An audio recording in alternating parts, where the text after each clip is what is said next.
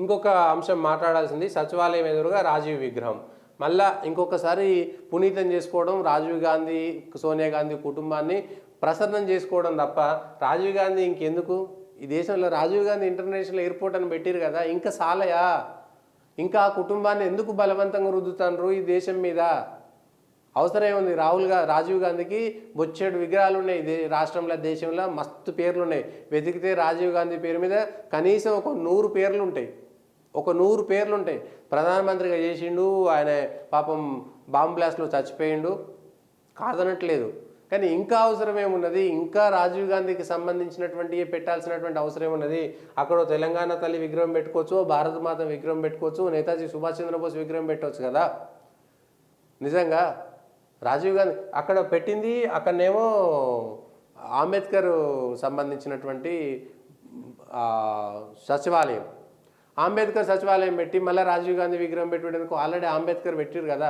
అంటే అంబేద్కర్ను తక్కువ చేసేటువంటి ప్రయత్నమా మళ్ళా? ఇదెక్కడ న్యాయము?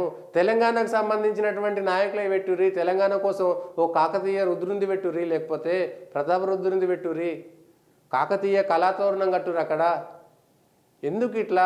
ఎందుకు ఒక కుటుంబానికి సంబంధించి బలవంతంగా రుద్దాల్సినటువంటి అవసరమే ఉన్నది?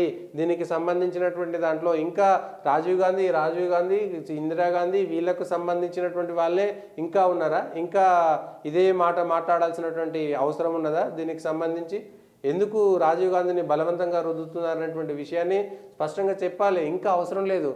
ఇంటర్నేషనల్ ఎయిర్పోర్టే రాజీవ్ గాంధీ పేరు మీద పెట్టారు కదా.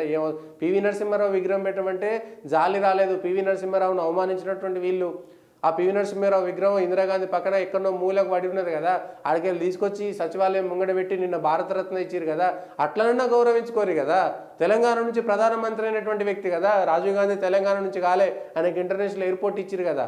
నిజంగా మీకు పివి నరసింహారావు మీద ప్రేమ ఉంటే కాంగ్రెస్ పార్టీ ఆ పివి నరసింహారావు విగ్రహం ఇక్కడ ఇందిరాగాంధీ దగ్గర ఈ నక్లెస్ రోడ్లో ఎన్నో మూలకు పడి ఉన్నటువంటి విగ్రహాన్ని తీసుకుపోయి సచివాలయాన్ని ముంగడబెట్టి తెలంగాణ బిడ్డ, తెలంగాణ నుంచి తొలి ప్రధానమంత్రి అయినటువంటి వ్యక్తి, ముఖ్యమంత్రిగా కూడా అనుభవం ఉన్నటువంటి వ్యక్తిని తీసుకొచ్చి పివి నరసింహారావు విగ్రహం రాజీవ్ గాంధీ దగ్గర పెట్టాలి ఇప్పుడు రాజీవ్ గాంధీ కోసం. అట్లయితే మీరు పివి నరసింహారావును వ్యతిరేకించినట్టే, మీరు సోనియా గాంధీ అడుగులకు మడుగులొత్తినటువంటి విషయాన్ని స్పష్టంగా అర్థమవుతుంది. పివి నరసింహారావుకు కాంగ్రెస్ పార్టీ వ్యతిరేకమైనటువంటి విషయం మాత్రం స్పష్టంగా అర్థమవుతుంది. ఎందుకు పివి నరసింహారావు విగ్రహం పెట్టరు? తెలంగాణ అయినా కదా ఆయనే. పివి నరసింహారావు బహుభాష కోవిదుడు కదా. భారతదేశం ఆర్థికంగా దివాలా తీస్తున్నప్పుడు ఆయన బయటికి తీసుకొచ్చిండు కదా.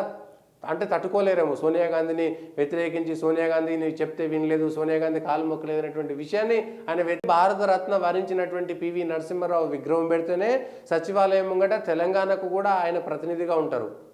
సో అది పెట్టలేనటువంటి స్థితిలో ఉన్నారు కాబట్టి మీరు కేవలం ఒక పార్టీకి బానిసగా మీ ముఖ్యమంత్రిని కాపాడుకునేటువంటి విధిగా మాత్రమే కనబడుతుంది తప్పితే మీరు తెలంగాణలో పుట్టి పెరిగిన పివి నరసింహారావును మరొకసారి కాంగ్రెస్ పార్టీ తీవ్రంగా అవమానించింది అనేటువంటి విషయాన్ని స్పష్టంగా చెప్పదలుచుకున్నాను. ఇది ఈరోజు ఉన్నటువంటి వార్తలకు సంబంధించినటువంటి విశేషాలు. దయచేసి పొలిటికల్ వాయిస్ను సబ్స్క్రైబ్ చేయండి, లైక్ చేయండి, షేర్ చేయండి, కామెంట్ చేయండి. మీ విలువైనటువంటి సలహాలు సూచనలు కూడా ఇవ్వండి.